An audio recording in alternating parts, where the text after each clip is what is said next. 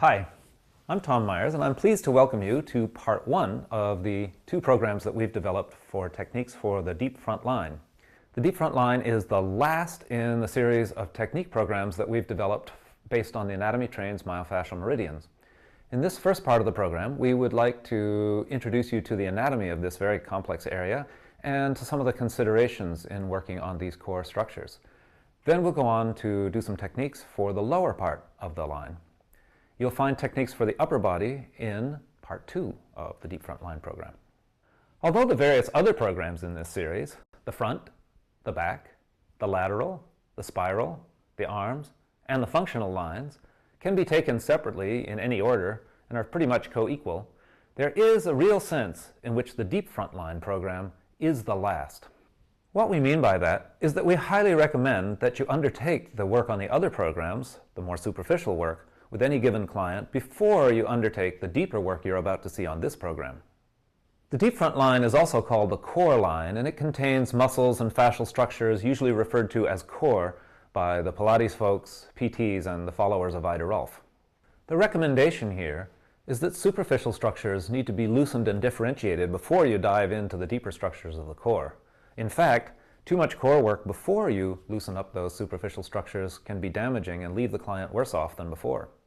So please, enjoy this program and these highly effective techniques, but please use them wisely, putting them to work after you've done several sessions opening up the superficial tissues and after you've established a good rapport with the client. We call this line the deep front line because it runs right up the front of the spine. It's way deeper than the superficial front line, which runs up the surface of the belly and chest. But since the deep front line runs up the front of the spine, it's still clearly an anterior or front line. In the leg, the deep front line runs a complex route from the arch up to the groin, but it essentially runs up the inner seam of the leg, and it counterbalances the lateral line that runs up the outer seam.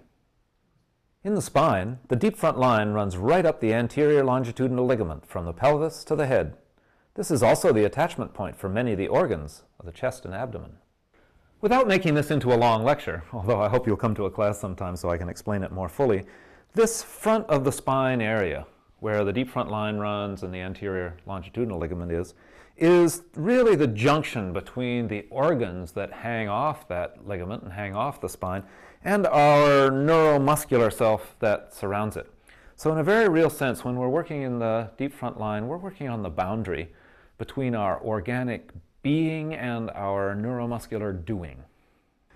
In practical terms, this means two related things.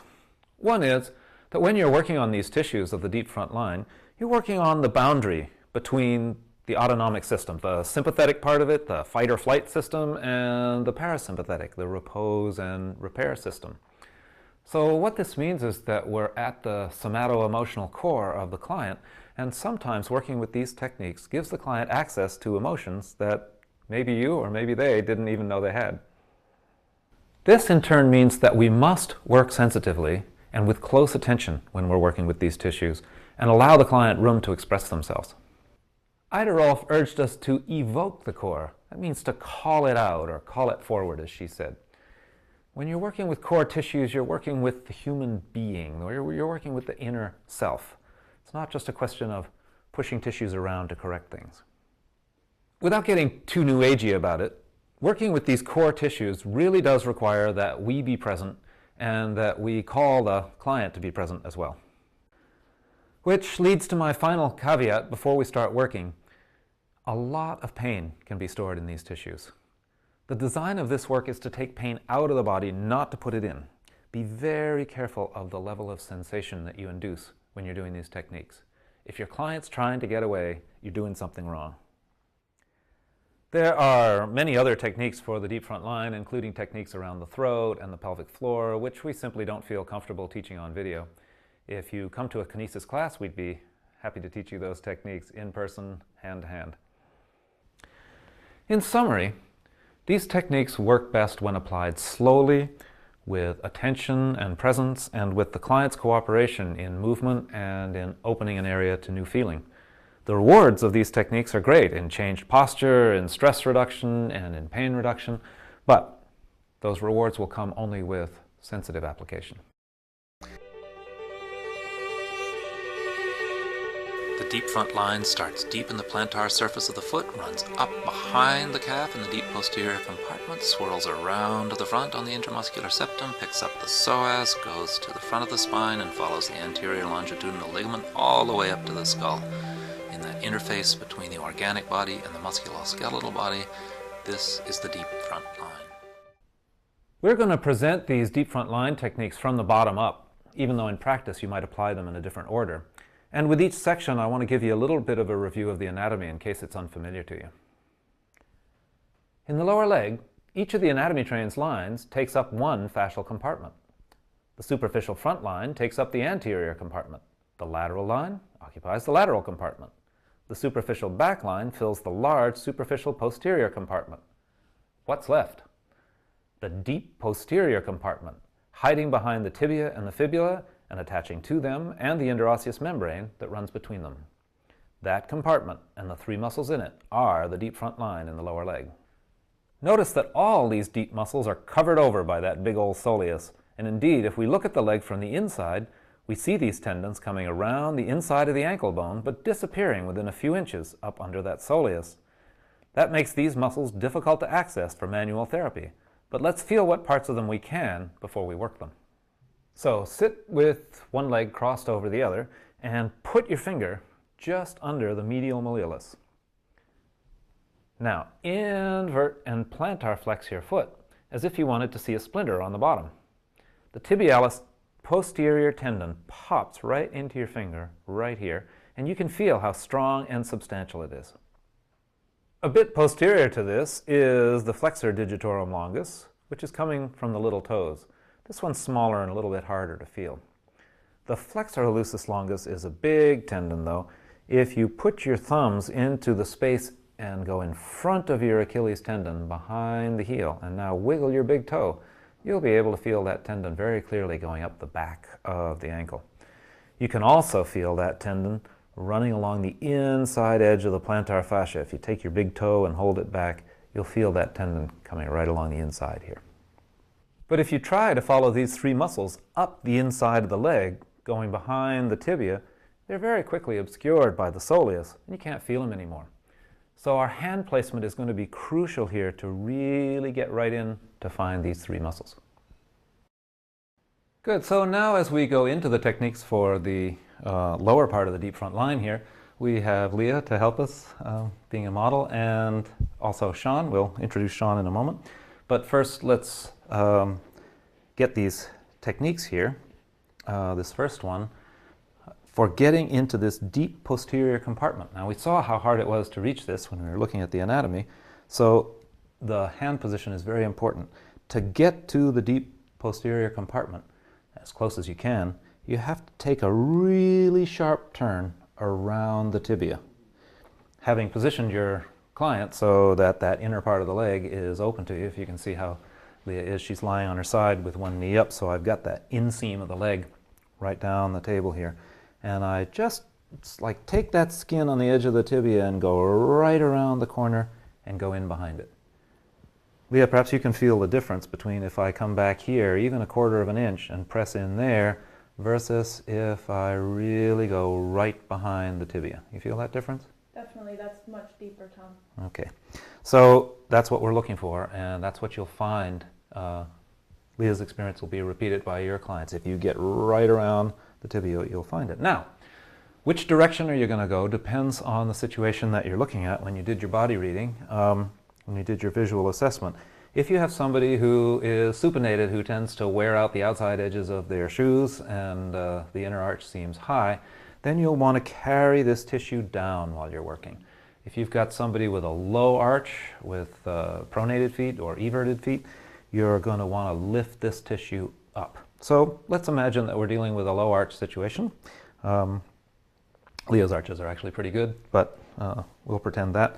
So the idea here is get right in behind that tibia and then begin to lift the tissue as she dorsiflexes and plantar flexes up and down with the foot. Or indeed, you can take that foot in a circle if you want to, Leah. That also is helpful. That movement just helps open up the tissue for me, makes it easier for me and easier for her. Once again, as we said in the introduction, be careful about your level. So I didn't ask her, so let's ask her now. When I am in here like that, is that a tolerable place for me to be? Yes, right on the edge. Right on the edge, okay. So, how about if you start into movement? Does that make it easier? Yes. Yeah, so you do the movement, and just for a lark here, I'll show what we would do if we were taking this tissue down. I'm right behind the tibia. It's almost as if I'm trying to scrape, except we don't use words like scrape, not in front of our clients anyway, the tissue off the back of the tibia, at least to open it and melt it and let it down towards the arch. All right, let's bring Sean on and teach him this technique.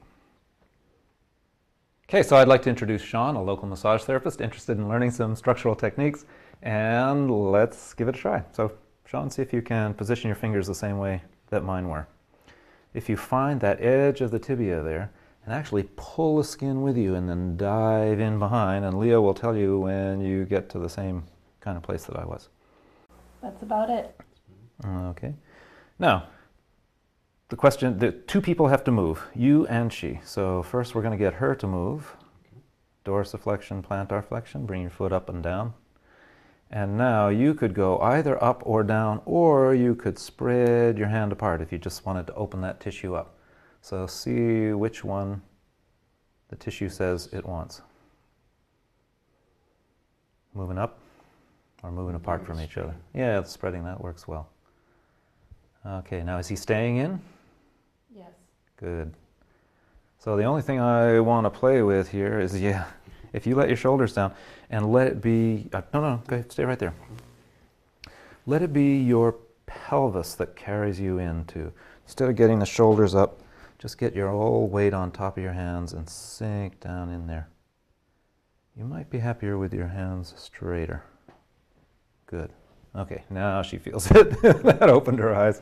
Okay, so you have to move now. Okay, that's good. Can I take it up this time? Yep. All right, now your idea here is to allow this tissue to open. You're just her assistant in getting this to open, yeah? So you should not feel done to, you should feel assisted. He's starting to come out. Okay, so stay in. What's that? That's better. Good. Okay, I think we got it. You could carry that up. Let me just show you the limits of this motion. This could go up all the way to the knee, but what I didn't show before and I want to show now is that as you get to the knee, you get to that edge of the tibia where it goes out to the condyle, and you can go right out again. And as you can, I don't know if you can hear her breathing, but this is often a touchy place. So you can really go anywhere from just above the ankle all the way up to the inside of the knee. So lying their client on the side and going to the inside of the leg, as we just did, is a very good way of getting to this deep posterior compartment. But if you lie your client on their belly, there's another way of getting to kind of both sides at once. Now with my left hand, I'm going right into the inside of the tibia, same as I did last time. But now with my right hand, what you can see on the camera here is that I'm going into just behind the peroneal, so I'm right up against the backside of the fibula. And if I get my elbows wide, I kind of pinch that deep posterior compartment. We don't use words like pinch. And now if Leah starts to move her foot, that's great, into dorsiflexion and plantar flexion. I have this feeling of being up against the backside of the fibula and up against the backside of the tibia, and I'm just working both of those with my elbows out wide. How's that feel? Feels great. Feels great? So I'm not in too far then, I take it. That's right. All right, well, let's just check this out. How far could I go before I would really, now I'm really... That's about there. Yeah, that's about there. I'm now putting a lot of pressure on the bones, but if you keep moving, you'll find that that actually releases and it's not so painful anymore, is it? No, it starts to slide. It starts to slide. If you're really feeling, if you want to, and you don't have other things that get in the way, you can use your chest to create this passive motion if the client is having a hard time with an active motion. Anyway, let's get Sean on and have him try this technique. Okay, so give this a try now. You'll want to step right in. You may even want to put one leg on the table, I don't know. And get your hands right around the back of the bone and right around the back of the bone, and straighten your fingers and get your elbows out there so everything comes from your chest. It's like, I am Hans and you are Franz and we are here to pump you up. If you can just get in like that, that's good. Does that have the same feeling to it? Not quite. When we start to move, I'll know better. All right, so now you have to get your chest out of the way so that she can move dorsiflexion and plantar flexion. I feel that the one near the tibia is not on. All right, so hang on just a second. And the idea here is you're going to hook right around that bone. Does that feel more like it? Better. And you're going to hook right around this bone and then somehow get your fingers so they're opposite each other. Great. Okay, so now you move. Leah? Yep. Okay. And generally speaking, although you could carry this up or down, the easiest way for the practitioner here is to open this tissue by having the fingers go from the ankle to the knee. And the client just keeps the foot going in a circle or up and down. If you're a woman and you are well endowed on the chest, you have to be careful of that movement because it may catch you. So you have to stay a little bit farther away. Got that one, Sean? Feels okay? Am I still in there, Leah? You're starting to slip off, Sean. Okay, so let me show you here. As you get down lower, if I get in here, as you get down lower, your elbows need to go higher. And I am even using my thumbs on the front to steady. Is that different? Am I staying in? That's that. Okay, No, you're listen, okay. try that. Just put your thumbs on the front. Your fingers in behind the bones. Yep. Okay. The only thing I want you to do here is to try is straightening out your wrist. I'm worried about what will happen to your wrist in 5 years. That's great. Okay. Good.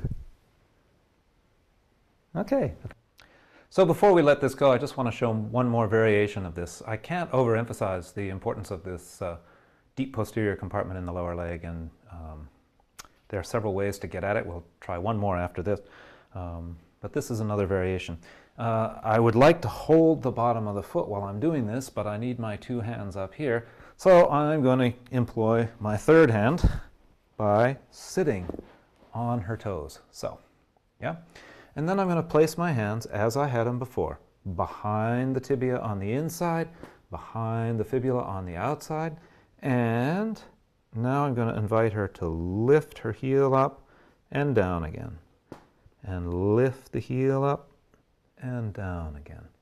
So I'm doing very similarly to what Sean was doing before, except he was going up the leg because she was on her belly. I'm coming down the leg because she's on her back. What's that, too much? Getting close? Getting close. Okay. Getting overexcited here, so I need to cut back a little bit. Anyway, that's another variation that you can use to get in and open up these deep muscles back here. Let's see one more. So this deep posterior compartment, that is the deep front line in the lower leg, as we said before, lies under the gastrocnemius and the soleus. Most of the time, you don't want to work the way we're about to work, which is straight through the soleus to this deep posterior compartment. It's too bad because it is, in a way, the most direct access. All of these other pinches and coming in from the sides here are kind of second best. But this is not really good either because you can make Swiss cheese out of the soleus, in other words, poke holes in it, on your way to the deep compartment. But if somebody, like Leah, has really soft muscles in the gastrocnemius and the soleus, then you can get through to this deep posterior compartment this way. Notice that I have positioned Leah so that she can dorsiflex and plantar flex. Her foot is off the end of the table to where she can do this without touching the end of the table. And then I'm going to take nice big surfaces of both hands and place it on the soleus. And now, Leah, you tell me when this, no, don't move yet. You tell me when that's enough.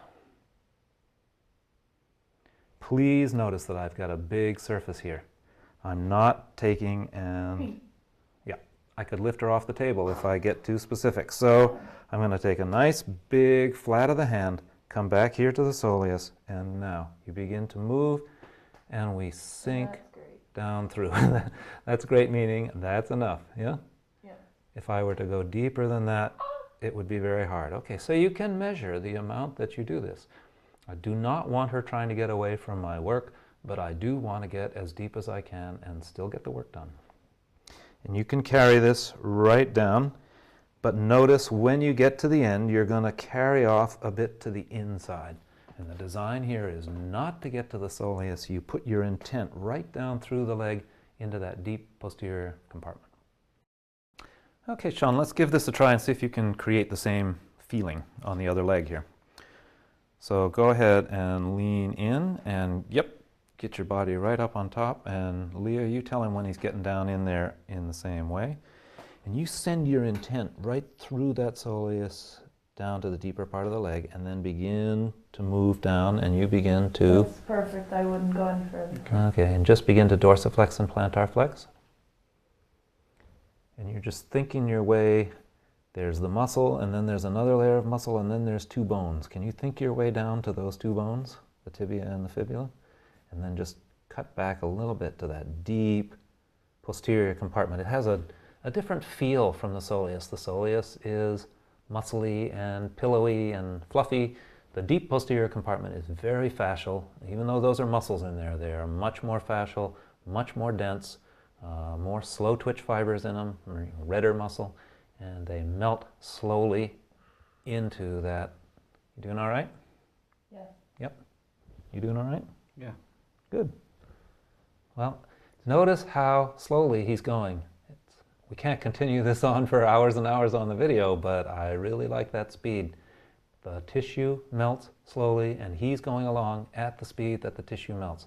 It's really good. It's great connection with the client, and that's what we want.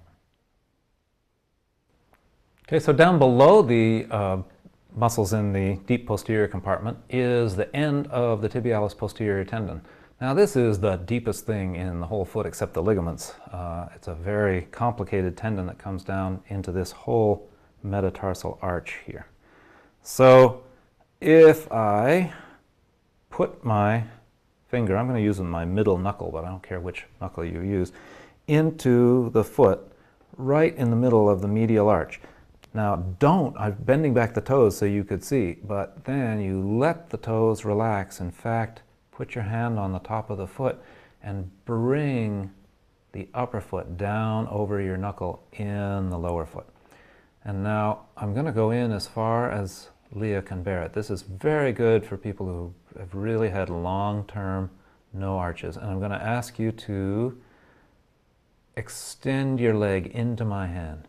It's like she's pushing out. You can't see this motion on the video, but she's sending her leg out through the bones into my finger. And in this way, she controls how much pressure it is. So if it's too much, you allow yourself to pull back a little bit. And if you can, you come in onto my knuckle more. I know that's a little bit weird, but for you to create your own pain. So how's that feel? Is that okay? That feels great. Okay. I mean, perfect pressure. Yep. So don't allow your foot to invert like that. Make sure you're coming right down through that medial arch. That's it. Right out through the hip. So this is the exact position where we want the knuckle right into the first cuneiform. A little bit farther back than you might think in the arch of the foot. And now Leah, push. And all I have to do is keep it here, and she does the work by pushing down into my hand. That way she can gauge just how much sensation she would like to create in this move, and I get the sense of connecting this inner arch up through the inner line to her hip and back. It's something where the client is required to create their own strong sensation by coming out at you, but it is a very good thing for helping to re-establish the deep connection to the arch via the tibialis posterior muscle. Two more techniques here before we leave the lower leg behind, two more on the foot actually. If you have a high arch pattern, such as we see in this photo here, it's not really a high arch. What you can see from the insert is that the foot is bent down. And what we're going to do is unbend the metatarsals with this technique. If you place your thumbs at the ends of the metatarsals, at the proximal ends of the metatarsals, and you place 6 fingers under at the ends of the metatarsals. So here you can see exactly where my 6 fingers are across the bottom of the foot at the base of the metatarsals. So then when I bring my hands over the top and get the thumbs on, those 6 fingers are right at the metatarsal bases. Bend the toes down a little bit so you can really get your fingers in the plantar surface underneath. You're not trying to get to the plantar fascia, you're trying to get through to the very roots of the metatarsals. Now, this takes a lot of hand strength, but it's a very good technique. Your thumbs go up towards the ankle and your fingertips come down towards the toes. How are you doing? Good. You doing all right? Mm-hmm. So, which hurts, the thumbs on the top or the fingers on the bottom?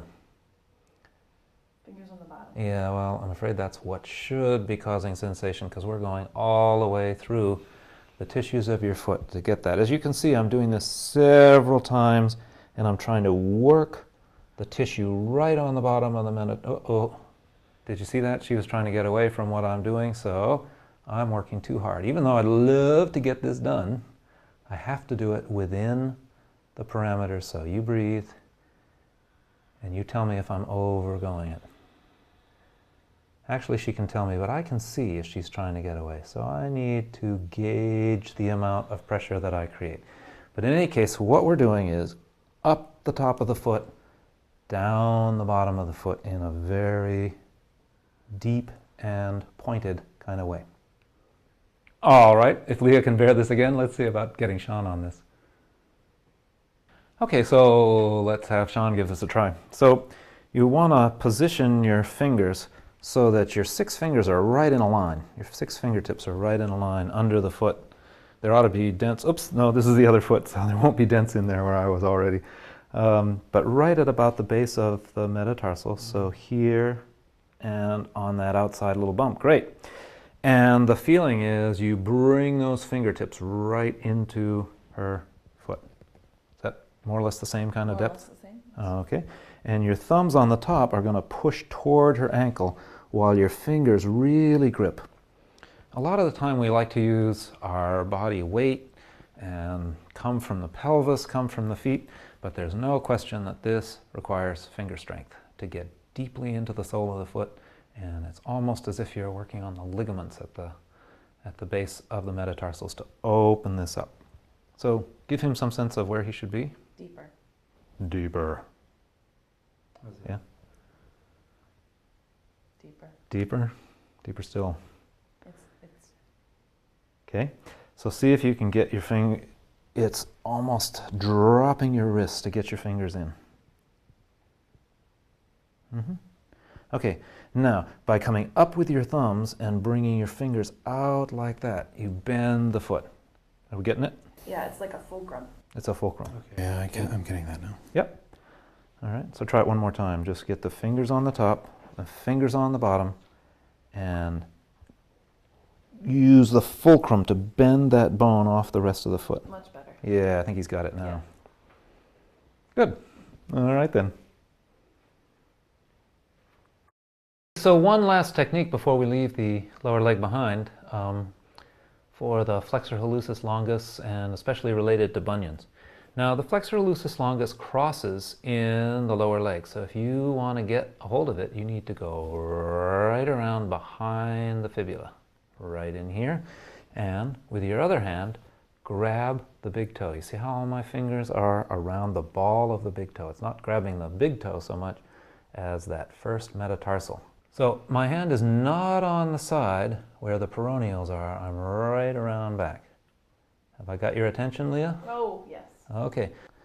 And I bring my hands down in the lower leg and work the big toe back to the center. See how my fingers are underneath that big toe? Just bring it back towards the center that way. at the same time that I'm gripping down along the back of the fibula where this muscle is, not the side of the fibula, that's where the peroneals are. I'm all the way around back of this bone, and I'm down here at the ball of the foot, pulling that out and forward. You're never going to really solve a bunion like this, but you sure can scare it some. You can straighten out a toe this way. The trouble is, as soon as somebody stands up, they're going to jump right back to where they were before. So you'll need something to hold their toes apart. Bunions are too long a discussion to have right here on this video. Come to a class and we'll show you how that works. This, however, is a great maneuver for somebody who's having big toe problems.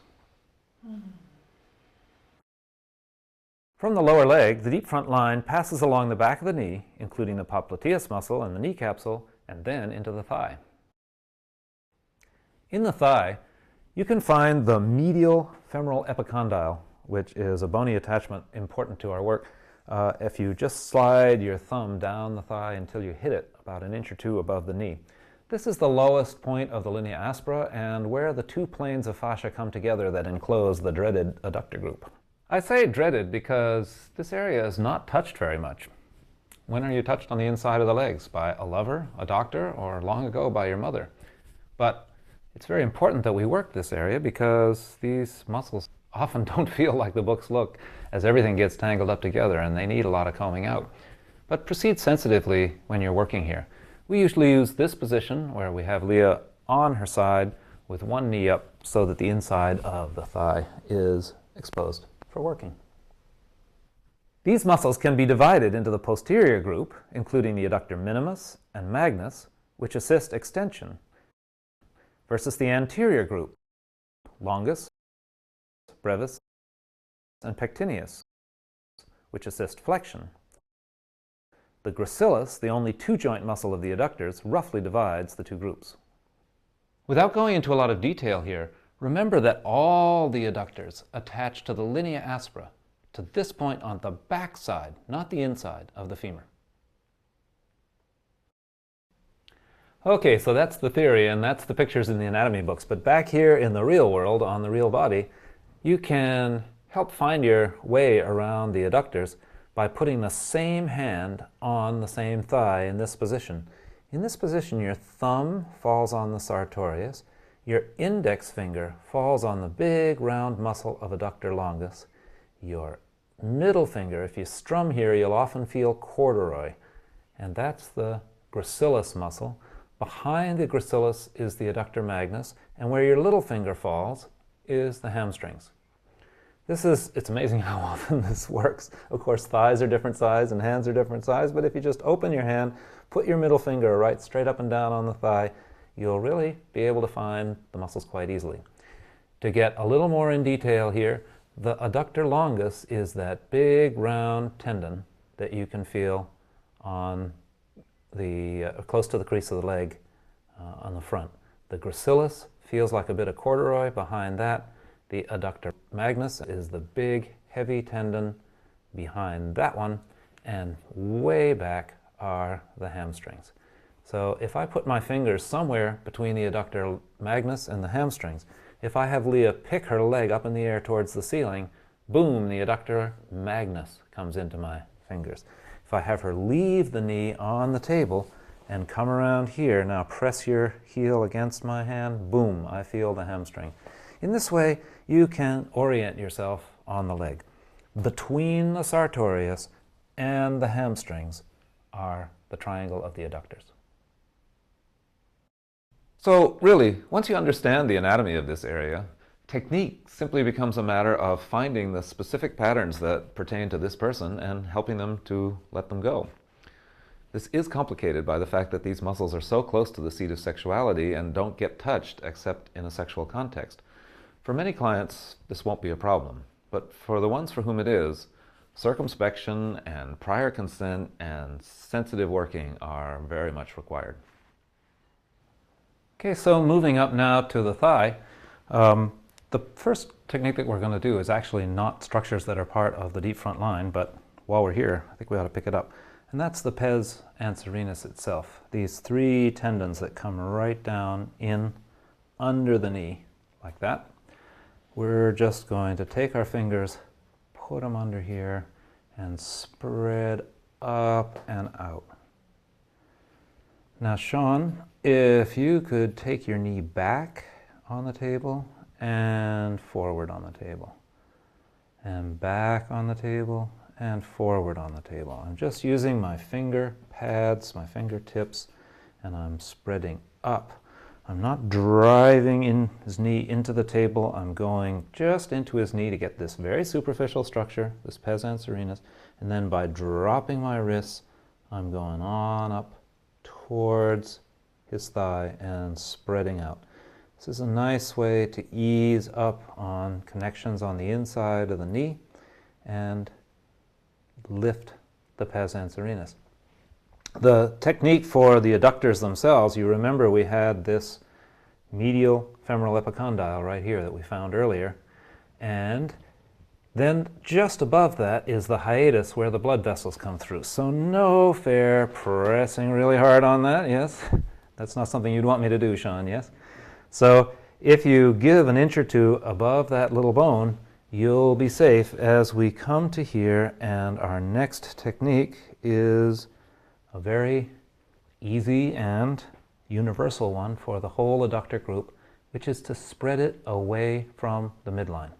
Now, I am putting my two fists on here. I don't care whether you do it like this or like this, but what you're looking for is to find the midline, sink into the tissue, and begin to spread the tissue left and right.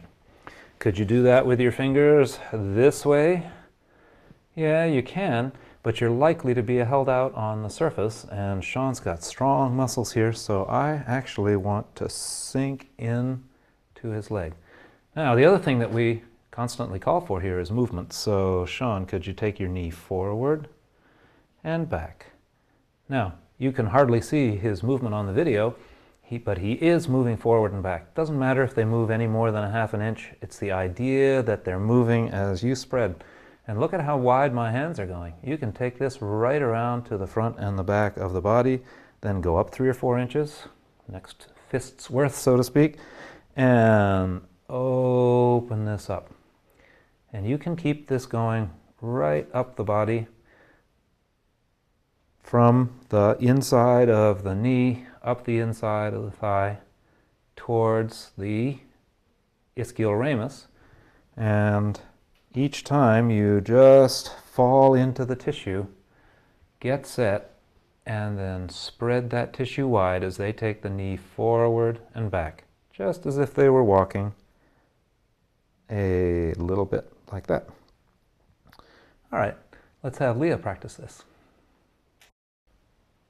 All right, so Leah, give this a try. Start with your fingers just below the knee. You'll feel where there's a kind of little fat pad where those tendons end. And your idea is to get in there and almost lift those tendons off the inside of the knee, spreading as you go. Is that somewhat the same feeling, Sean? Somewhat. She could be just a little deeper, perhaps. She could be just a little deeper, perhaps. Okay.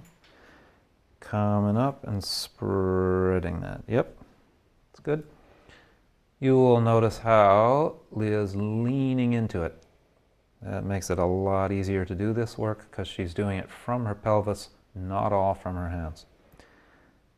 Okay, and underneath your index finger there, you'll feel that little bone, yeah? Mm-hmm. So you don't want to press very hard north of that bone because that's where the adductor hiatus is, where we have the Blood vessels. blood vessels coming through, yep. Okay, so now change to this. You can come around here. Put one hand in front of the other. Yep, but you want to be right on the midline and you don't want to be on that hiatus. Okay, great. So now, before you do anything, you settle in. Yeah, she got good contact? Okay, and now you begin to spread and he begins to take his knee forward and back. How's that pressure? That's good. Yeah? And how's that for you? It's good. Yeah?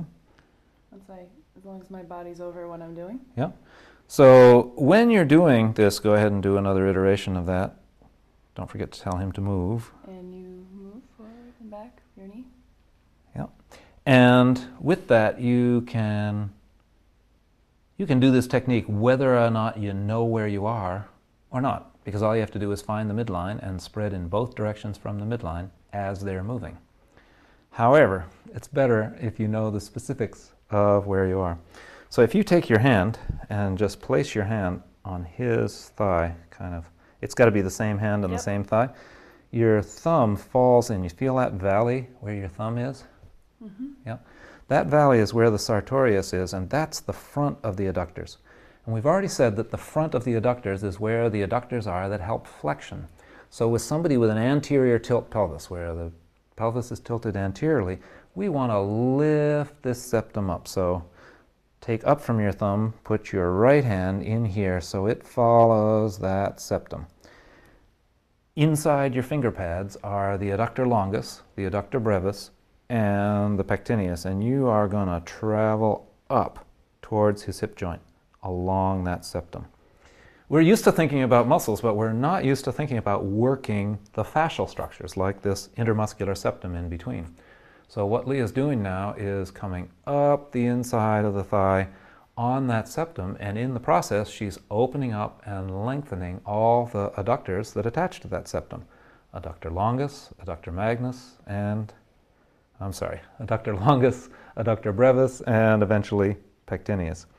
Now you can only follow that so far before it gets potentially dangerous, so that's the anterior septum that can be reached from this position. The posterior septum is between the adductors and the hamstrings.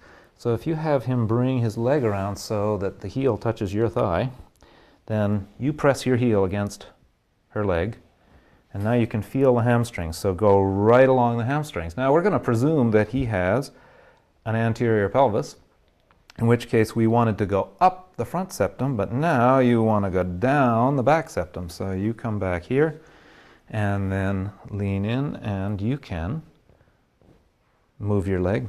Is that too much? Yeah, a little bit. Okay. Lighten up, you big bully.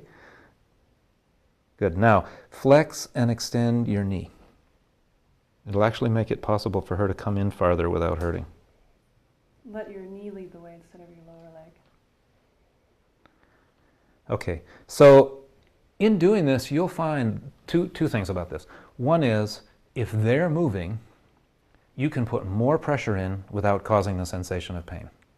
And the second thing is, if you've got rapport and you swim your way in, you float in, you sink in, any word that works for you, if you let yourself into the body, the place where they stop having sensation and start having pain is going to change.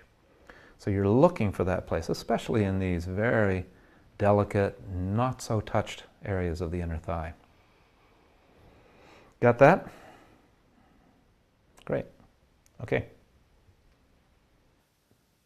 So we've seen several techniques for the adductors here as we move up the leg, and this next one is not for the faint of heart.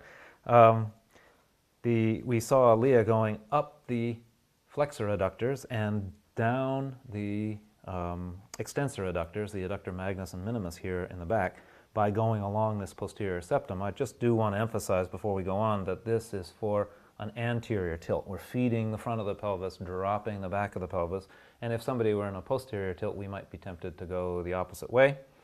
And this same thing extends up to where all these muscles attach on the ramus. I usually make sure that I'm taking underwear with me, and the idea here is that you're going to drop your fingers down into the leg and come up under that ischial ramus. Now the ramus is wider in women than in men in general, but I want to make sure that I'm on or under it. What I do not want to do is go inside of it. No fair going that way. But if I can get to the bottom of the ramus, oops, I'm getting close to lifting Sean right off the table. Is that okay? From there? This is definitely a touchy area. It, as I say, is not for the faint of heart, but it will give you a lot of reward in terms of this being the inside of the leg. Now, a lot of people may not think about it as the inside of their leg, but it is. And there are a couple things that you can do here. One is just to go back and forth. If you can see my fingertips going back and forth on the ramus to open up this tissue.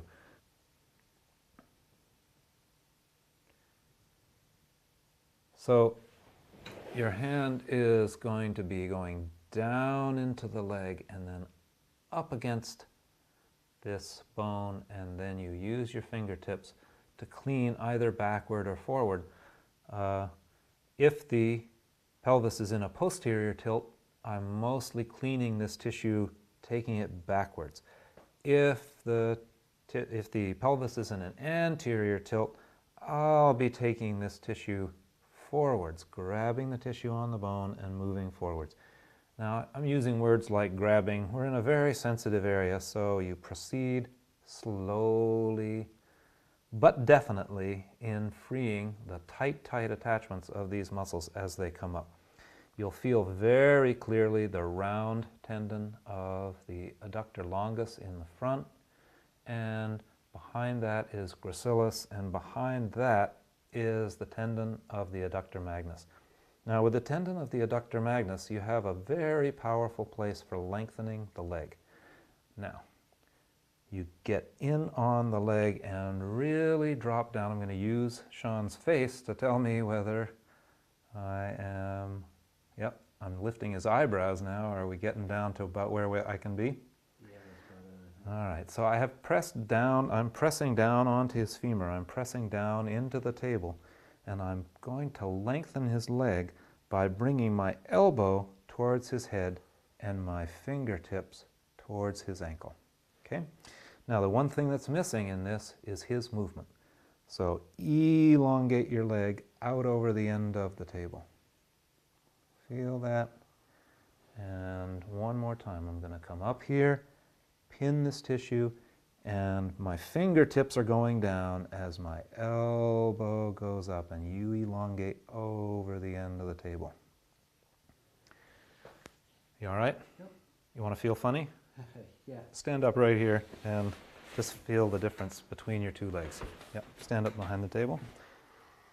Now, you probably can't see anything, but I bet you he can feel the difference between the two legs here. What's it feel like? Ka-chunk. Okay. It's very, very clear when you have this. Okay, so we've turned Sean over on his other side so that when Leah does these same techniques, we don't end up with Sean walking in circles because one leg's so much longer than the other. So Leah, what I'd like you to do is use the whole hand on the leg. When the whole hand arrives on the leg like that, it's a lot safer than if you're poking around with your fingertips. That's kind of upsetting for the client, if you see what I mean. And take the cloth with you, the cloth of his underwear, and go down into his leg and go up and tell me when you found his ischial tuberosity or ramus. Actually, it looks as though his jaw is tightening, so what's happening there? I think she found it. You think she found it? Okay. So what's the difference between the way she was doing it and the way I was doing it? Nothing. I may just be more sensitive on this side. Okay, so he's a little more sensitive on this side. It's not uncommon at all to be more sensitive on one side than the other. So now, that's good. You're in there. You can begin to explore that bone, yeah? And you're wanting to be outside as much as possible on the bottom or the outside of that bone. You got it? Mm-hmm. Yep. Okay. And if he were anterior tilt, you would be taking it forward. If he were posterior tilt, you'd be taking it back, yeah? So this is one of these areas where you can explore if your client is open to your being here. You can explore here for a while. It should be right in that place between pleasure and pain, and you're opening up these muscles that nobody has ever touched with this intent before. Now, that's not true of everybody, but it's true of most folks. Okay? So we'll leave you to explore that off camera. I want to try this other one. So now stay right there. But turn your attention and your intention to going down through his leg to the table. Don't go all that way. If you get splinters in your fingers, you've gone too far. No, we're just trying to get down towards the inside of the femur, up under that ramus, down towards the femur. Yeah? You all right? Yeah. Okay. And now to open up his leg, you're going to send your leg out over the table and you're going to bring your shoulder towards me and your fingertips towards his heel. It's a crowbar. We don't use words like crowbar either, but it's a crowbar kind of wedge that you're using here to lengthen out, and you're helping her by sending that leg out over the end of the table. You know? Doesn't feel like you're quite in the corner. The femur is like a figure 7 in there, and you're trying to get into the corner of the femur. You can't because the tissue is too dense, but I know what it is. Your shoulder's going behind yourself. Get up on top of your shoulder. That's it. And then wedge that thing down. That's better, isn't it? Yeah. Yeah, that feels more like it. I don't know if you can see this on the video, but I can feel it right here. That was catching his leg and sending it out. Okay, so we just tried to lengthen John's legs, give him model-like legs on a side-lying position. You can also do this supine.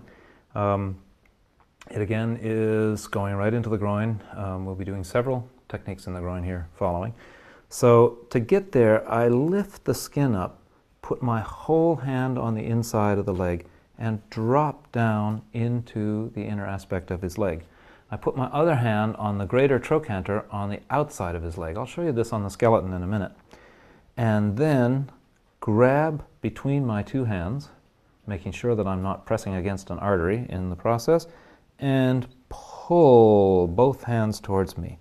Bring both hands out towards me.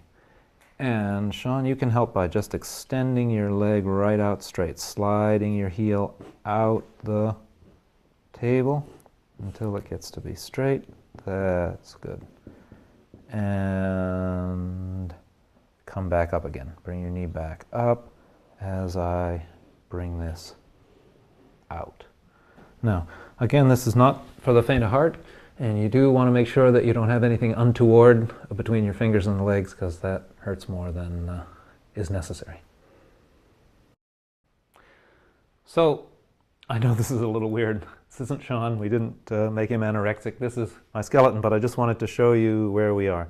So, when I'm coming in here, I'm lifting the skin, I'm dropping down into the groin. The artery comes right across here, so I'm being careful to avoid that.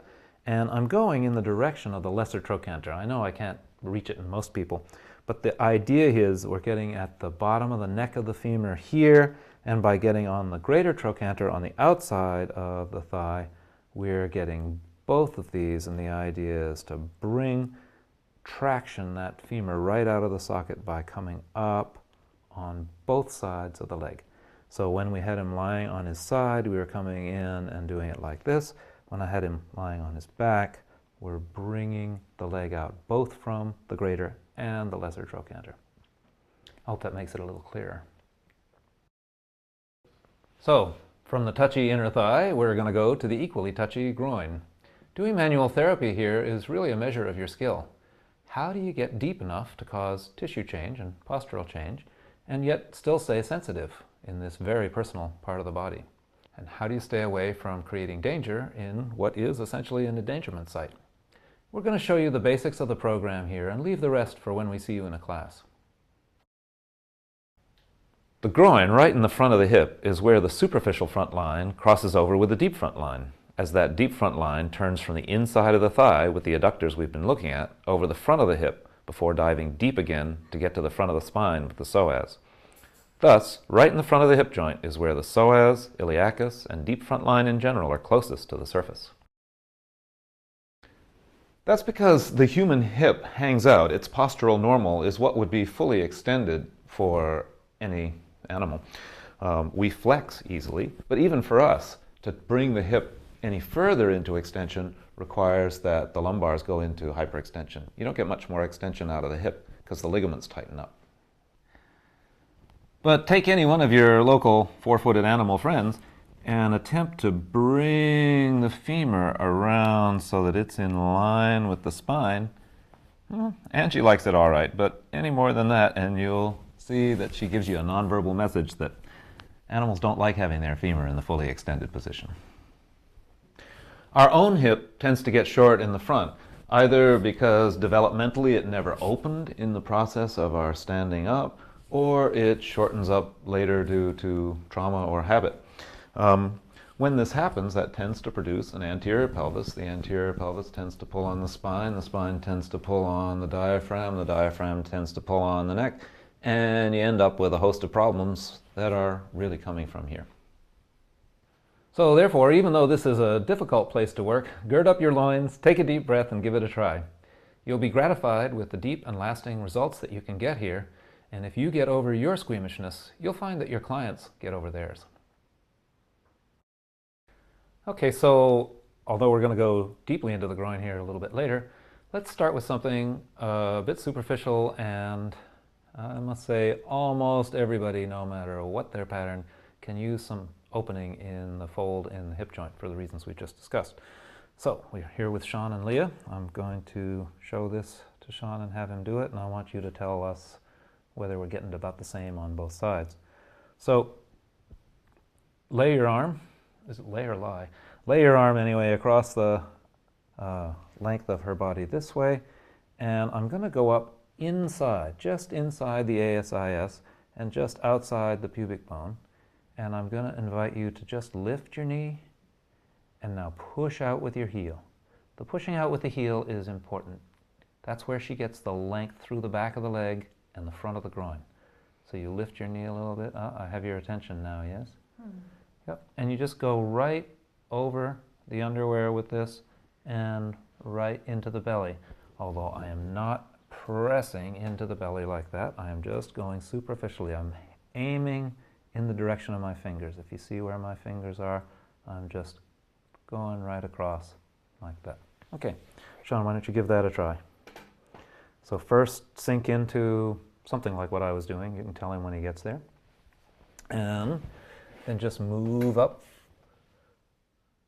You know what? I have a superstition. My superstition is 2 hands on the body. Yep. So figure out a way to get your other hand on her. And first your knee comes up, and then your heel goes out. So is he getting the same kind of thing as I was? And once again, it's coming from his back. His elbows being moved by his back up Leah's body. And Leah's movement is really allowing this to open. It's a simple move, but you will really get some initial opening of the groin. And you want to do something like this before you start diving in the way we're going to be on the next move up. So the first place that we're going is, after this initial groin opening, is to the iliacus muscle. If you find the ASIS, and just go over the edge of the ASIS and curl your fingers back towards the inside of the iliac bone. The iliacus muscle covers that whole thing, so you could be right up close to the ASIS, or if the client allows, you could go further back and get a hold of that muscle. Once you have a hold of that muscle, which is really covered over by a tough iliac fascia, so it's not just the muscle, it's the muscle and the fascia together, then I'm going to invite Leah to just slide her leg out straight, and in that process she's going to stretch the muscle and the fascia together. And now draw your knee back up. There's only one essential thing here that you need to make sure of. When she takes her leg out, as she gets to the straight leg, if when she gets to the straight leg the lower back comes up off the table, she goes into an anterior tilt, then you're not doing much with this. So I would just add, for those people with a sway back or a strong lumbar curve. Okay, so now I've got this muscle, I'm pinning this muscle, and you keep your lower back against the table as you take your leg out. Ooh, that was fast. Can you be just, especially this last bit here, can you be a little slower? It'll be easier on you as you stretch out through that muscle. You feel that right in there? Okay, and then bring it back up. All right, let's see if Sean can find the same place. Okay, so you're hooking back into the inside of the hip bone. Yeah, so that got about the same feel to it? Yeah? All right, so now slide your leg out straight. That's you. And push the heel, same as we did before. Can you feel that stretching underneath you? Okay, great. And then draw it back up again. It was hard to move at first. Yeah? Because he was different, or because this side's different from the other Side's side? Yeah. Different from the other side. So that's really common, that one side's going to be different from the other side. So one of the things we're trying to do is balance the hips by getting these to be similar toned. But the fact that it's different from one side to the other doesn't mean necessarily that you're doing it differently. It probably means that their two hips are different. Everybody has a dominant hip, and you could call it differently. You could call it a gestural hip and a postural hip. And the postural hip, the one they lean into, is likely to be tighter for the iliopsoas. Now, there's a lot of controversy around contacting the psoas muscle, but for my money, it's a good place to be because I want full awareness for the whole body. So in contacting that, though, I do it a little bit differently from how you may have been taught it, if you have been taught it before. Go right over the ASIS, same as we did for the iliacus, and here I go, sliding down the slope of the iliacus. I must sooner or later run in with my fingertips into the psoas. Of course, I could also run into an intestine here. How do you know the difference? The difference is when she lifts her foot off the table, the psoas gets tighter and intestines don't. So I'm pretty sure I'm on the muscle there, because as soon as she lifts her knee, boom, there I am on the muscle. Now, in terms of opening this muscle, I want to be very careful and very slow and very deliberate here, because I am working through 2 layers of peritoneum. You can't not be. You may not be pressing on an intestine or stretching anything, but you cannot avoid going through 2 layers of peritoneum. So I swim, I'm sensitive, I let her do most of the work. I come up against that outside of the psoas, or perhaps against the top of the psoas. But now, what I'm going to ask you to do, Leah, is take your knee out over your second toe. Now, I'm being very precise here, saying the second toe, but that's where we really would like it to go. And at least over the toes, not with the knee going to the side, either the outside or the inside. And then I just use my fingers as guides here to help open tight places. And you may notice that where I'm looking is not where I'm working, but in her eyes.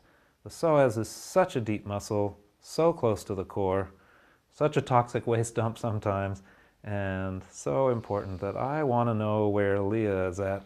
And the eyes are the window to the soul, and the psoas may be the most important structural muscle, but yeah, right there. Yeah, now I found a place where I really would like to open that. And that's probably enough. That was a fairly long move. And if this was the first time that anybody had been in Leah's psoas, I probably wouldn't have been there so long. You really will excite stuff out here. This is a muscle that carries a lot of garbage in it, and if nobody's ever been touched there before, probably a smaller amount of work is going to be sufficient. If somebody has more experience, you can stay there longer and work with this motion. Okay, Sean, why don't you give this a try on the other side so she doesn't get too unbalanced? Tom, can I see where you placed your hands there before? Sure. If you find her, you can just cover one hand with the other hand here. Now, don't get your shoulders up. It's going to be real easy, real gentle. You find the ASIS, you feel that? Mm-hmm. And you just get a little north of it, a little on the top of it, and then slide down. So before we hooked the fingers into the iliacus, didn't we? But now we're just going to go right down beside it. Well, it's very sensationful. Okay, all right, so back off a little bit. Just that. All right, now lift your foot off the table. Do you feel the muscle ahead of you? Yeah. That is the psoas muscle. Now, if you're feeling kind of burny, gassy type of feelings, he might be on a visceral connection. Definitely a psoas connection. This is a psoas muscle connection. Yes. All right. So now you just go into it a little bit, and you can gauge the reaction of her eyes, except she's closed them. So now take your both knees out over your toes. It's not just one. Take both knees. And you feel that muscle? You can explore it by tipping your fingers a little bit that way. You can find different parts of the muscle to explore. And you're just melting. You're just melting into that muscle. How's he doing? I feel like he lost the connection. All right. So Sync. you keep your hands still for a second. Lift your foot off the ground. Got it again? Mm-hmm. Yep. Okay. excuse me for this, but just relax your own neck. So you elongate, and then you just fall through your hands. There, that feels better. Because you're not talking to her muscle qua muscle. You're talking to the psoas as a major guy wire between the leg and the spine here.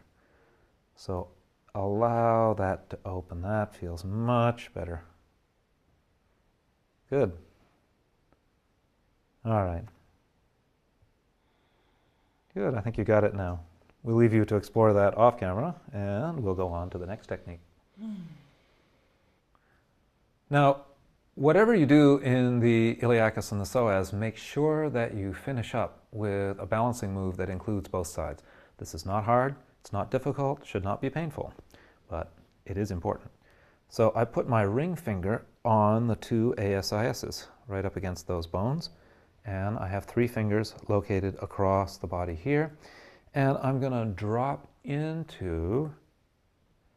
back into the same area that I've been working. So the iliacus is against my ring finger, the psoas is against my index finger, and I'm dropping into this corner of just above the hip joint, essentially. Yeah, that's okay?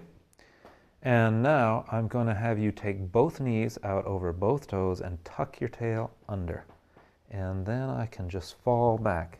Sean, if you'll notice, I'm just falling back in, and now lower it 1 vertebra, that vertebra, then the next one, then the next one, then the next one, like it's a whole chain of dominoes coming down. And I just keep my hands in here. It is not a big, heavy move. I'm just guiding her psoas and checking the tonus of the two. So ring fingers against the ASIS, drop in, dropping back, not to where it's painful, but to where I'm in contact.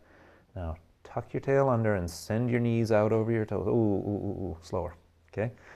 So tuck under slowly, send your knees out over your toes, and there's where your vertebrae are. There's where your psoas is. Now just drop the topmost vertebra back on the table, and then the next one down towards your sacrum, and then roll into your sacrum. This opens up those vertebrae between L4, L5, and S1 so that you can really get your back long and flat. Okay, Sean, give it a try. You okay for him to come in Yes. now? Yes. Should be gentle, not stressful. Okay, so make sure your ring finger is right on there. Your fingers are horizontal, and you just drop back there.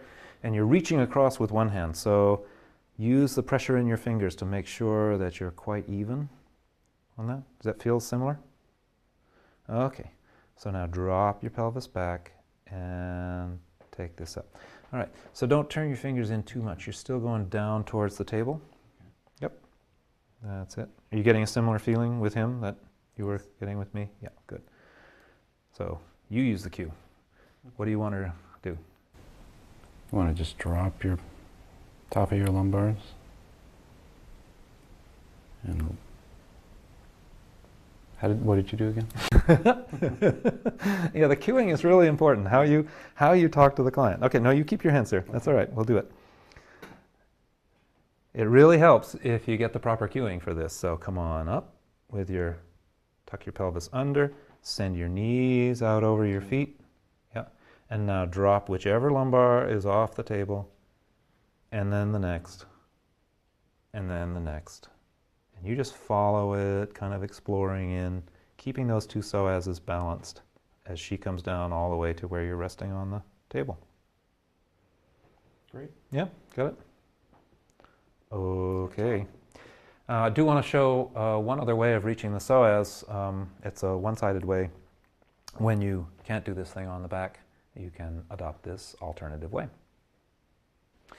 Okay, so let's see one alternate way here of working with the psoas in side lying. It has one disadvantage and two advantages. The disadvantage is that side lying, working with the psoas side lying, is not as good a way of working as lying on the back in terms of the position of the psoas and the balancing between the two. The two advantages are, one, that the organs fall away from you, so you're less likely to get involved with any intestinal attachments as you come back here.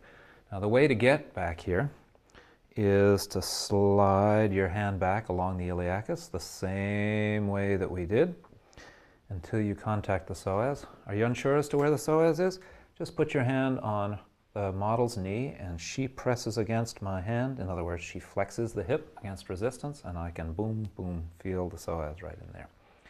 And now we get to the second advantage here, because now that I've got the psoas and I can explore it and I can hold the back of her hip with my hands. So you see how my hands are opposed.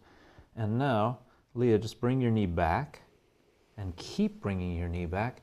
And that's the other advantage of this side lying position, is she can go way past just being straight to actually hyperextending the hip. Okay, come back around again. So watch, she starts from flexed, I'm holding on to the psoas, I'm stabilizing the hip, and she goes past that as if she were running, as if she were leaping off her leg. Okay, bring it on back. So there is an advantage there, but you obviously can only work one side at a time. So be sure that you finish up with that lying on the back, two-sided move to keep things balanced. Now the last part of the psoas complex here, besides the psoas and the iliacus, is the quadratus lumborum, or as my French student calls it, le carré des lombes. I like that better than quadratus lumborum. But QL for short, runs right down through here, and many people say, okay, I'm going to work on the quadratus lumborum, working here in the lower back. Well, as an anatomist, I'm here to tell you, you can't reach the quadratus lumborum from the back like that. You may be doing great work in the thoracolumbar fascia, you may be doing great work with the iliocostalis, but you're not going to get the opening or the balancing between the rib cage and the pelvis that you're going to get if you really get the QL. So there's technique on the QL, but first there's finding it. If you reach over the edge of the iliac crest so that you're on the inside of the iliac crest, somewhere forward of the midline. If you see, I'm anterior to the midline here. Now I walk my fingers back along that midline and I find this piece. So Leah, you feel the difference between doing this and doing this? What's the difference? How do you... It's so much deeper where you are right now. Mm-hmm. Got you really by the quick if I'm here. Okay, so this, where I am right here, is the outer front edge of the quadratus lumborum. Outer front edge of the quadratus lumborum. So I'm going to reach around, hook my fingers over that, and bring it down and back. And perhaps you could hear Leah taking a breath or see her taking a breath. Her breathing is really helpful in opening this, and so is this idea of bringing the hip away from the shoulders. But just to demonstrate this is not how I work it, but I just want you to see it with the fingers. I'm coming down in on the midline and then hooking this muscle back towards the back. Now, I said muscle. I make that mistake sometimes. But the muscle and fascia together here, this is a very important part of this complex because the quadratus lumborum continues on into the iliacus. So when you free the iliacus, you've freed half of it, and when you free the quadratus lumborum, you freed the other half. What I don't want her to do, I'm very happy for her to reach down this way with her hip. What I don't really want her to do is to reach up with her arm. Try reaching up with your arm. Now reach way up there. Wouldn't you think that, yeah, just stretch your hand way out. Now wouldn't you think that that would stretch out this quadratus lumborum?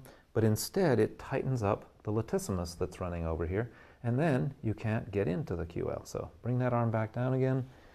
If you want to have her open this up, I'm sorry, this is a very touchy area. Just use breathing as you bring that edge down to the hip and back. You don't want to push up on the QL too much because you're going to encounter that 12th rib, and that's a slippery and delicate little devil, and you don't want to push too hard on it. Okay, so let's have Sean try this. Okay, Sean, we want to make sure that you really get in on this muscle and feel it for yourself, and once you've felt it, you'll never have to be in doubt again. So if you go over the edge of the iliac crest, nope, not with that hand because that's behind the midline. Now walk your fingers back until you feel a kind of strip or a cord going up towards her ribs. Can you Just keep walking back there. You won't miss it. Just Okay. right there. Mhm. Feel that? Yeah. All right. That's the outer edge of the QL. Now your idea here is to get your fingers in and actually catch it so that you could bring it back. That way that's going to help stretch it and also help bring it back in the body. Most of the time the QL is too far forward with folks who have an anterior lumbar curve, and it's usually too short and too held in those that have a posterior set of lumbar. So in both cases you want to get this muscle to open. Okay, so Leah, is this about the same, what he's doing? Something quite not the same. Okay, all right, not the same. Oh, don't leave. All right, so we'll come in here, hook this, There. and bring it backwards. You feel that Yeah. feeling? It's a very core feeling. It's one of these things in the deep front line where we're not working on the surface of the body, we're working very deep. I can So- feel that onto the other side, actually. Yep, okay, that's great. So do you feel that now? Yeah. Feel what happens when she takes a breath. Take a nice deep breath. You feel that stretch out from under your hands. So you catch it, and especially on the out breath, you bring it back, and then she breathes in. She does the stretching. She does the stretching when she's breathing in. You don't have to work at all. They pay you, and they do the work. It's great. Okay? So all you have to do is be in the right place. Good. Are your fingers collapsing on that? A little bit, yeah. A little bit. Okay, Using so them. go ahead and re-catch that. So here's the corner of the hip, and you're going right in that corner, hooking that baby and bringing it back and getting Leah's attention. Yep.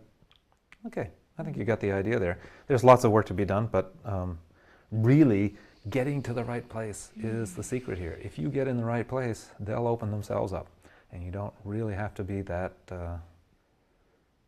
yeah, you do have to be that skilled. But once you get that place and get it to open up, you'll find your skill increasing each time you get there.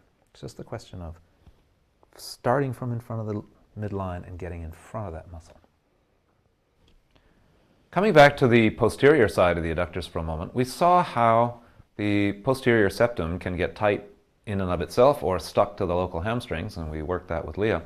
That posterior septum also crosses up the inside of the ischial tuberosity over the obturator fascia and connects up with the muscle of the pelvic floor. There are a number of ways to reach the pelvic floor, but most of them are beyond the scope of what can be taught on video. But here's one approach that is really quite profound and fairly easy and not so invasive. So, Sean, I'm going to ask you to lean over on one cheek, and I'm going to carefully go in under the other and find his sits bone and have him sit down. Go ahead and come back and sit down. Oh, yeah, that was not quite far enough in. I want to be a little bit farther. So his sits bone is sitting right into the crook of my fingers, but my first fingers are on there. You see how I can move his spine from here. Okay. Now, my hand could go on his shoulder. In Sean's case, it's going to go on his hip. And I'm going to ask him, I'm going to put very slight pressure with this hand and very slight traction with my underhand. So I'm pushing with my upper hand, pulling with my lower hand. And then I'm going to ask you to go into an anterior tilt, go forward on your pelvis, and then tuck your tail under, go backward on your pelvis.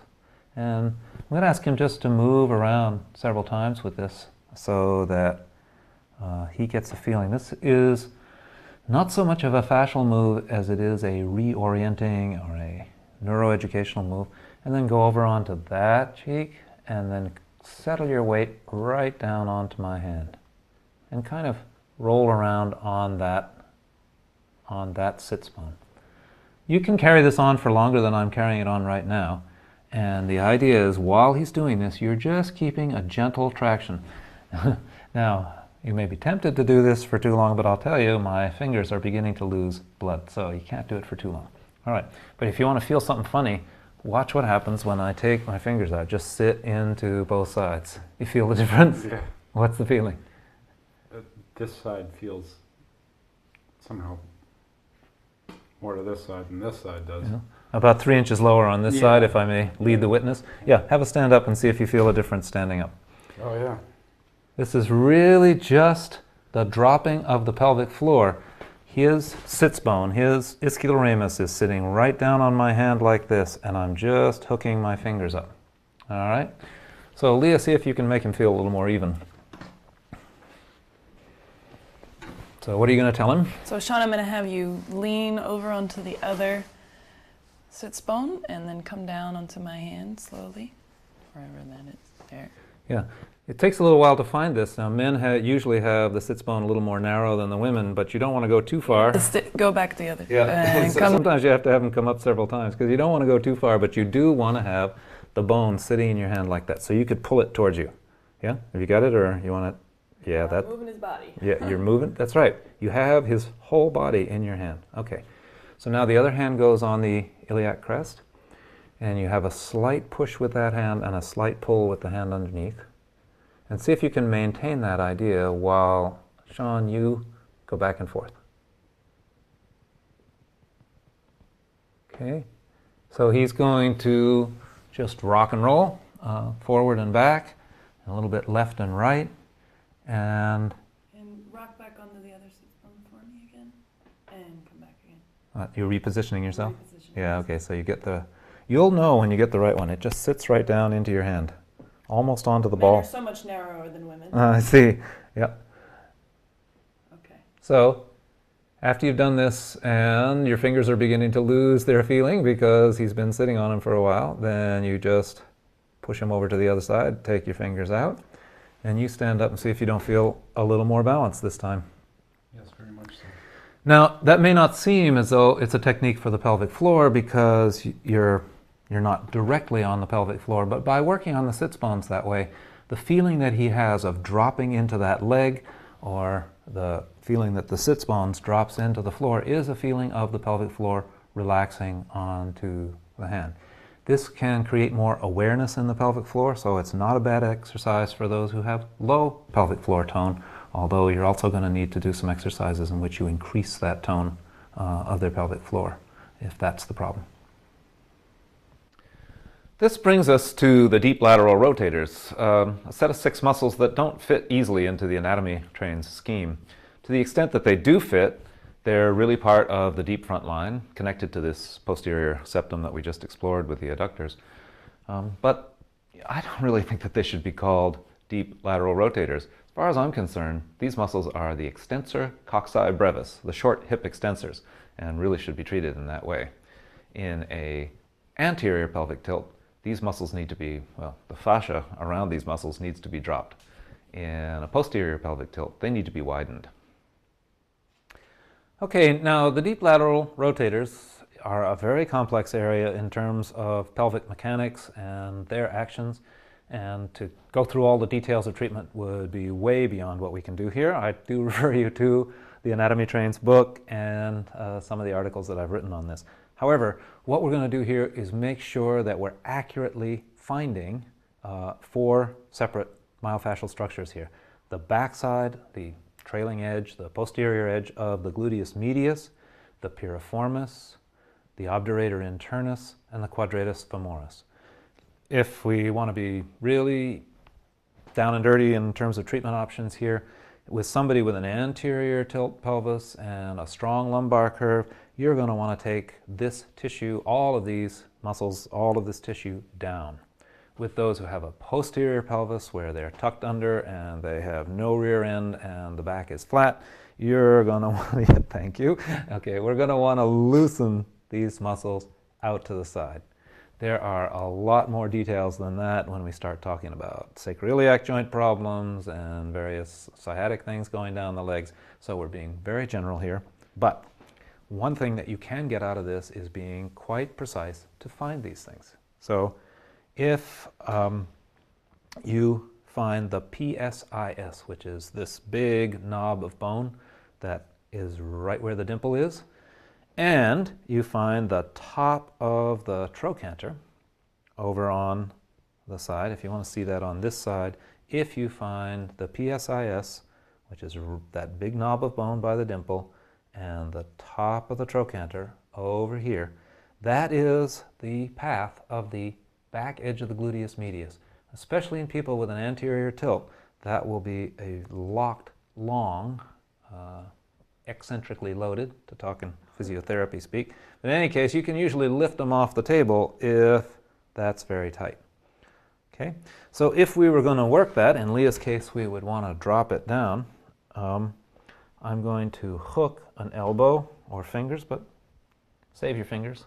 Use an elbow on this big structure, and I just hook it and bring it down and a little bit out.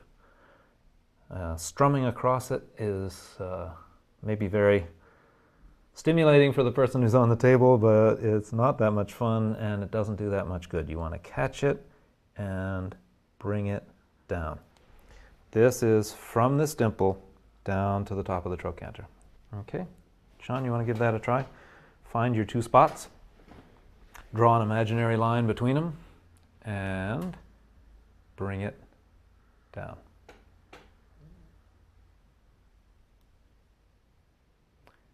Okay, so how's the feeling? Not the same. Not the same. What's the difference? He's not as high up as you are. Okay, so maybe you want to go a little farther out and come at this from the outside. There you go. Now go ahead and strum across it a couple of times and you'll feel it. Do you feel it there? I think so. You think so? I think so too. That's actually not the piriformis. Many people go after this thinking that it's the piriformis muscle, but it's not. It is the back of the gluteus medius. That doesn't mean it's not worth working on. It definitely is, but it is not the piriformis. The piriformis has effects on the sacrum, and that's also a good one. So if you found that, we'll leave you to treat it another time, and we'll find the piriformis. If you find the top of the sacrum, which I usually do by just sliding my hand down and seeing where it catches, which is often at the L5-S1 junction, and the bottom of the sacrum, so my thumb and forefinger on the top and the bottom of the sacrum, and again finding that top of the trochanter, the top and the bottom of the sacrum, and the top of the trochanter right there, because that's where the piriformis goes. See how I've made a triangle? The piriformis is right in the center of that triangle. The best place to reach the piriformis is right in the middle of that triangle. Now you're working through the gluteus, so sometimes you can't feel the piriformis directly. It's deeper than the gluteus medius, and it's for sure deeper than the gluteus maximus that you're working through.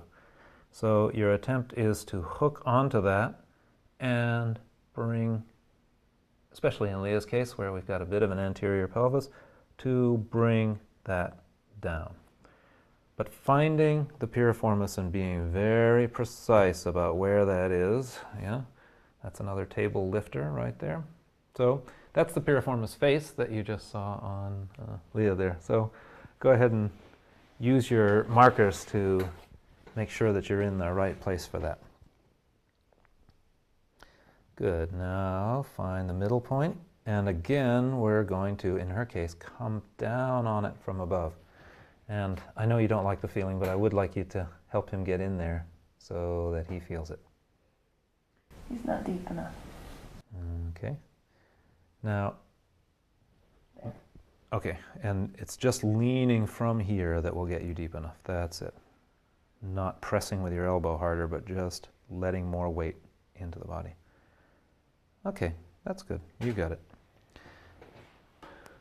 So we found the gluteus medius, the backside of the gluteus medius. We found the piriformis. The next one down is the obturator internus. This is a very important muscle for the pelvic floor. It reaches around into the pelvis and interacts with the pelvis floor. And it's a good one to find out here. So the way to find it is to find that ischial tuberosity. And to do that, don't poke around with your fingers looking for it. Just put your hand on the back of the thigh and then use your fingertips to find the bone here. And then walk up over the ischial tuberosity, straight up towards the head, literally letting your fingers do the walking. And I tell my students it's like walking up a mountain, and then you find a meadow near the top of the mountain. It gets soft. That softness is what I'm strumming over now, is where the obturator internus makes the turn and comes out to the outside part of the body. And I'll guarantee you that from this point it moves horizontally. So come ahead and find this and then begin to walk up over just with your fingers, staying in contact with the bone. That's it. And the next move there, you'll probably feel something soft. that is the obturator internus, and it goes straight out from here. And where it goes straight out from here, it picks up the two gemelli muscles, the gemellus superior and inferior, and all three of them come across here. So let's use our fingertips and come across here and see if you can feel that. And that also can be a lifter off the table for those who are, we won't do both sides at once, that's unfair. Go ahead, you the work there. So again, with somebody like her, what you are looking for is to get above it and hook it down towards her feet with serious intent. These are deep muscles, they're tough muscles, they're fascially very thick, so you're going to need to get on top of them and kind of scoop them down towards the feet. Now, Leah, if you want to help here, you can do one of two things. You can turn your knee in to increase the stretch on that muscle, or you can do the same thing that we did before, which is to reach out with your leg down over the end. You see how that's going to help you bring it down? Yes. So you get up on top of it, get in there, and then say, Leah, lengthen your leg, and you go down with her. Yep, that's going to really allow those muscles to release and let go. Lengthen your leg, Leah. Yeah, that's a good idea. Good. All right, the last one of this group of four, the gang of four here, gluteus medius, piriformis, obturator internus. The last one is just above the gluteal fold here, and that is quadratus femoris, and that goes from the outside of the ischial tuberosity over to the back of the trochanter. So about where my fingers are here. Now, this is not usually a big twangy muscle. And you can twang on this, and twang on this, and usually lift the client right off the table. But this last one is a square quadrate muscle, as the name implies, and it feels kind of like a little mound, or a little, what do they call those things in the road? A little sleeping policeman on the back of the femur. So you're not probably going to feel a twang, you're just going to feel as if you go up and over a muscle like that. That, however, belies its importance. It's very important, and those with the anterior tilt, once again, you're going to want to take this tissue down, and it's a very fascial muscle. You're going to want to hook on it and bring it down. On those with the tail tucked under, where everything looks as though it's going into an uptight situation there, you're going to want to work out from the ischial tuberosity to the outside. Okay, see if you can find that same muscle on the other side. I will say that if you're below the gluteal fold, if you're down the shaft of the femur, you're probably working on the gluteus maximus attachment. That's fine if that's what you want to do, but the quadratus femoris is north of the gluteal fold. So I don't think you're out far enough. What I want to do is situate you on the back of the trochanter there. You feel the back of the bone? Feel the back of the bone down in there? Yes. Yep. Okay. Now if you go down over that way, is that about the right place? Yep. Okay. Yeah, I can feel it. And do you feel a little kind of mound that you're going? Yep, sure. Yep, that's the one. All right. So in her case, you would want to hook that tissue and bring it down if you could. And you could actually even go up this way. Try it. You could come up here and push down instead of pulling down. Okay? And with her assisting me as well? Yeah, with her assisting you as well. Same thing as before. Okay, come on back to this side. And if she were posterior tilt pelvis, you'd want to be catching this stuff and working it out to the side. Okay, so there you have the gang of four. I think I'll name them the gang of four now. The posterior edge of the gluteus medius, piriformis, obturator internus, and the quadratus femoris. Obturator internus takes in two others of the deep lateral rotators, gemellus superior and gemellus inferior, and in this way you're reaching down to these deep structures of the deep front line, the back part of the deep front line, but nevertheless part of that. And I know this has been very basic, but I hope the directions as to how to find things have been helpful. Okay, well that concludes this program, part one of the techniques for the deep front line. We hope you had some fun and got some new stuff out of this program. We recommend that you go on to the associated program here, part two of the deep front line, in which we'll explore techniques and approaches for the upper part of the deep front line.